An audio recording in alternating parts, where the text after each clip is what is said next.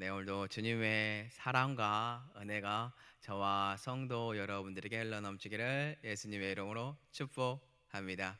오늘은요, 기념하여 지키게 하라라는 말씀의 제목으로 하나님의 말씀을 나누고자 합니다. 혹시 성도 여러분들은 하나님의 역사하심을 기념하기 위하여 기념일을 따로 정하신 날이 있으십니까? 저 같은 경우는 제 아내가 저보다 나이가 12살 어린데요. 이 친구가 제가 좋다라고 다가와서 정신 차리라고 세 가지 시험을 하였습니다. 저보다 나이가 어리니까 나이에 맞는 사람 찾으십시오. 안 됩니다. 했었고, 두 번째는요. 저는 사모할 사람 필요합니다. 그냥 연애가 아니고 사모할 사람 필요합니다. 자기가 사모감이란 말 많이 들었었고, 이렇게 사모 준비하고 하겠다라고 하더라고요. 세 번째는 부모님한테 가서 허락받아 오세요. 그러면 제가 허락해 주겠습니다. 2달 동안 그 친구가 기도하고 부모님한테 허락받아 왔고, 저는 만약에 이 친구가 허락받아 오면 하나님이 허락한 사람입니다. 알겠다라고 하고, 그리고 저희가 이렇게 결혼을 했습니다. 그래서 저는 아내 이제 결혼 기념일이나 아내를 보거나 휴대폰에 하나님의 선물 내 사랑이라고 해놨는데요. 하나님을 기념하기 위하여 이렇게 제가 가지고 있는 날이 있습니다.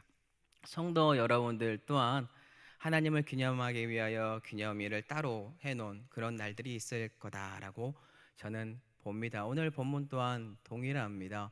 이스라엘 백성들 유다 민족들 모르드게와 그의 자손들이 하나님의 은혜 가운데 역전함으로 하나님을 기념하는 날, 이제 불임일을 따로 정해서 나아가고 있는데, 그 기원도 알아보고 그 의미도 알아보고, 또한 우리가 또한 지켜야 되는 기념일, 어떠한 기념일들이 있는지 그것도 파생해서 한번 알아보는 시간을 갖고자 합니다. 자, 현재 어떠한 일이 벌어졌습니까? 지금 두 민족, 더 정확하게 말을 하면 페르시아에 있는 지금 종속되어 살고 있는 유다 민족과 하만 장군의 세력들 간의 충돌이 벌어지는 날이 발생했습니다. 그날은 아달월 12월 13일이죠. 자, 그러면 왜 이 날이 이렇게 지정이 되었는지 잠깐 짚어보겠습니다. 1월 13일 날 하만 장군이 모르드게와 그의 민족을 죽이기 위하여 반포한 날이 그날이었고요. 근데 제비뽑기를 통하여서 12월 13일 날 이 민족을 멸하자라고 해서 한 날이 한 조서가 정해졌습니다. 두 번째 조서는 하만 장군이 죽고 난 다음이죠.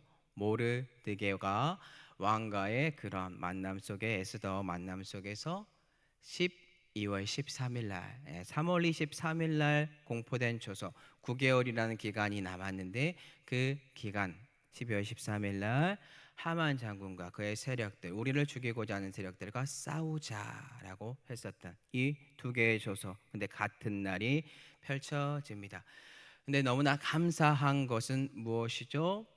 네, 너무나 고맙고 감사한 것은 하만 장군의 세력들은 후퇴하였고, 믿음의 세력인 하나님이 함께하는 모르드게는 승승장구하면서 계속해서 힘을 키워갔다라는 뜻입니다. 그리고 사람들이요, 이 모르드게와 유다 민족을 무서워합니다.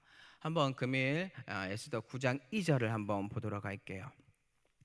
유다인들이 아하수에로 왕 각 지방 각 읍에 모여 자기들을 해하고자 한 자를 죽이려 하니 모든 민족이 그들을 두려워하여 능히 막을 자가 없고. 자, 모든 민족이 여기서 그들이 유다인들입니다. 이 유다인들을 두려워하여 막을 수 있는 사람들이 없습니다. 실질적으로 두 세력이 충돌을 해서 전쟁이 벌어져야 하는데, 그냥 어른이 어린아이를 뭉개는 것처럼 학살 장면이 그냥 펼쳐지는 거예요.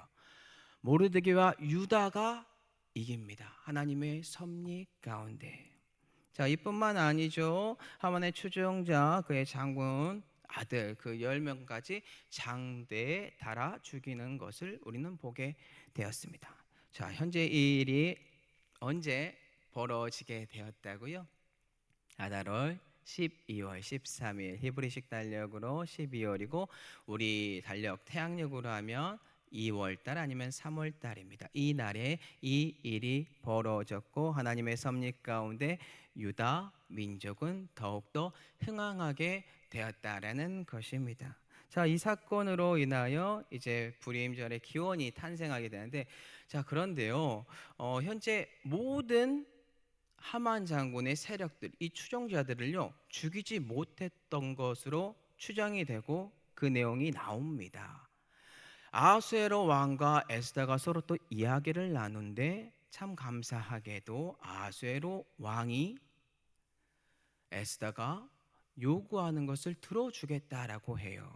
에스더가 원했던 것은 이 조서의 내용대로 하루만 더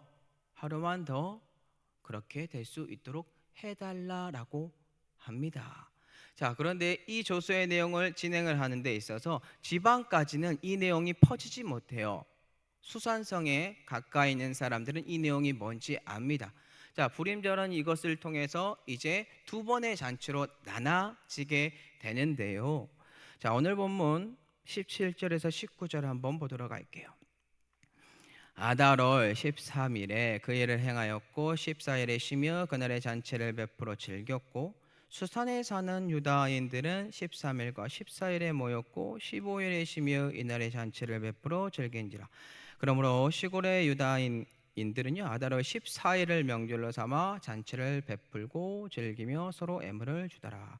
자, 어떤 일이 펼쳐지게 되냐면요, 기본 조서의 내용대로 사람들이 12월 13일 날 지방에 있는 사람들은 지금 하만 장군의 세력들을 멸합니다. 그리고 그 다음 날인 14일 날 잔치를 베풀고 가지고 있는 것을 가난한 사람들과 함께 나누면서 기쁨의 날을 보냅니다. 자, 근데 수산성에 있는 사람들은요 13일 날 멸하고 그리고 14일에도 남아있는 추종자들을 멸합니다. 그리고 15일 날 잔치를 베풀고 자신들이 가지고 있는 것들을 나눕니다. 이해되시지요? 그래서 두 날이 이렇게 이 사람들이 잔치를 벌이는 이 날을 이제 자연스럽게 모르드게가 글을 쓰고 이 글들을 우편으로 사람들에게 각 지방에 보내요. 왜냐하면 모르드게는 왕의 인장을 가지고 있고 힘이 계속해서 강성해진 사람으로 이 정도의 힘이 있는 사람이 되었습니다. 그래서 이제 불임절이 돼요. 그러면 불임절의 뜻은 한번 알아볼게요. 불임이라는 이 단어가요 페르시아어예요. 부르라는 단어에서 나왔는데 제비뽑기 아시죠? 제비뽑기라는 단어입니다. 부르가 이 부르에서 파생돼서 나온 단어입니다. 그러면 하만 장군이요 과거에 어떤 모습으로 제비뽑기를 진행하였나요? 네, 모르드게와 유다 민족을 죽이기 위하여 왕에게 가서 이야기를 하였고 왕이 그래라 우리의 법하고 맞지 않으니까 그들이 순종하지 않으니까 그들을 죽여도 된다라고 했을 때 제비 뽑아서 죽이기로 한 날이 아달월 12월 13일입니다. 제비 뽑아서요. 거기에서 기원해서 이 제비 뽑았다. 그런데 거기서 끝이 아니겠죠. 하나님께서 우리를 도와서 역전시켜서 우리가 이길 수 있도록 하나님을 기념할 수 있는 날, 그게 불임절입니다. 그런데 기원은 어떻게 됐어요? 지방에 있는 사람과 지금 현재 수상궁에 있는 사람들이 14일과 15일 날 잔치를 벌였던 그 두 날을 다 기념하고 하나님께 영광을 돌리는 날, 그러게 되었다라는 뜻인데요. 자, 에스더 9장 28절 한번 보도록 할게요. 각 지방 각 집에서 대대로 이 두 날을 기념하여 지키되 이 불임일을 유다인 중에서 폐하지 않게 하고 그들의 후손들이 계속해서 기념하게 하였더라. 자, 이 기원돼 가지고 이 두 날을 불임절로 지켰는데 중요한 것은 뭐냐면요, 폐하지 않게 하고 그들의 후손들이 계속해서 기념하게 하여라. 이것은 중요합니다. 예, 신앙 교육입니다. 우리의 후손들에게 하나님께서 타지에 있는 우리에게 어떻게 했는지 알려주는 아주 중요한 유산입니다. 지금 현재 여기에 있는 사람들은 어떤 사람들인가요? 바벨론이라는 포로에 잡혀갔다가 풀려났는데 예루살렘으로 귀환하지 않고 그곳에서 타지에서 살고 있는 사람들. 그런데 하나님이 역사하심으로 그들을 건진 사건, 그들이 죽을 수밖에 없는 심판의 날이 있었는데 그걸 역전의 날로 바꾼 사건, 하나님의 위대하심을 대대손손 알려야 하는 사건이다라는 것입니다. 자, 그러면 과거에도 실질적으로 하나님께서 자기의 절기를 지키라고 했었던 그러한 모습이 있을까요? 저는 이 불임절 또한 이 사람들이 신앙적인 하나님을 기념해야 하는 이런 내용들을 가지고 있었기 때문에 이것을 지정하였다라고 보는데요. 과거에 어떤 사건이 또 하나님께서 직접 말씀하심으로 그리고 모세를 통하여 말함으로 지키라고 한 날이 있습니다. 그날이 어떤 날일까요? 유월절입니다. 유월절. 네, 한번 먼저 유월절을 봐보도록 할게요. 출애굽기 12장 25절에서 27절입니다. 이 예식을 지킬 것이라. 이후에 너희 자녀가 묻기를 이 예식이 무슨 뜻이냐 하거든 너희는 이르기를 이는 여호와의 유월절 제사라. 여호와께서 애굽 사람에게 재앙을 내리실 때에 애굽에 있는 이스라엘 자손의 집을 넘으사 우리의 집을 구원하셨느니라. 어떤 사건이 다 아시죠? 말씀을 우리는 알고 있기 때문에요. 바로 왕이 있었고 이스라엘 백성들이 노예로 있었으며 10가지 재앙을 통하여 이스라엘 백성들을 건진 사건, 그리고 마지막 유월절은 장자의 죽음인 어린 양과 그 어린 양의 피를 문설주에 바르면 죽음이 넘어가는 것. 네, 이 넘어갔다라는 것을 기념하기 위하여 이 유월절을 기념해라. 그런데 대대손손 하나님의 역사하심을 알려주어야 하고 하나님께서 모세에게, 모세가 또 이스라엘 백성들에게 하나님의 이 위대한 것을, 이 신앙을 잊어버리면 안 된다라고 알려준 사건입니다. 그러면 우리도 동일합니다. 대대손손 하나님의 섭리 가운데 하나님이 우리를 도우신 것을 대대손손 자녀들에게 신앙을 가르쳐 주어야 합니다. 자, 그러면 오늘날 신약에 와서 그렇다면 우리는 도대체 우리의 자손들에게 대대손손 어떠한 분을 물려주고 기념하라라고 알려주어야 할까요? 이게 또 우리가 이제 적용해서 가지고 가야 되는데요. 한번 고린도전서 11장 23절에서 25절을 한번 보도록 할게요. 한번 다 같이 읽도록 할게요. 예수께서 잡히시던 밤에 떡을 가지사 축사하시고 떼어 이르시되 이것은 너희를 위하는 내 몸이니 이것을 행하여 나를 기념하라 하시고 식후에 또한 그와 같이 잔을 가지시고 이르시되 이 잔은 내 피로 세운 새 언약이니 이것을 행하여 마실 때마다 나를 기념하라. 아멘. 지금요, 예수 그리스도께서 대대손손 우리가 지킬 수 있는, 기념할 수 있는 것을 우리에게 허락하여 주셨습니다. 그건 성찬식입니다. 우리가 믿고 있는 기독교에서 성례는 두 가지로 나눠집니다. 세례와 성찬식이요. 가톨릭 같은 경우는 7개가 있으나 저희는 이 두 가지를 지키고 있습니다. 세례는 우리가 그와 함께 죽고 부활하여 그분을 또 기념하면서 나아갈 수밖에 없는 은혜고, 이 귀하고 복된 성찬식 또한 예수 그리스도의 몸과 피를 함께 먹고 마시면서 기념하는 것. 그렇다면 이 성찬식을 통하여 우리는 예수 그리스도의 무엇을 대대손손 알려주어야 하는 것일까요? 고린도전서 11장 26절에 나와 있습니다. 너희가 이 떡을 먹으며 이 잔을 마실 때마다 주의 죽으심을 그가 오실 때까지 전하는 것이니라.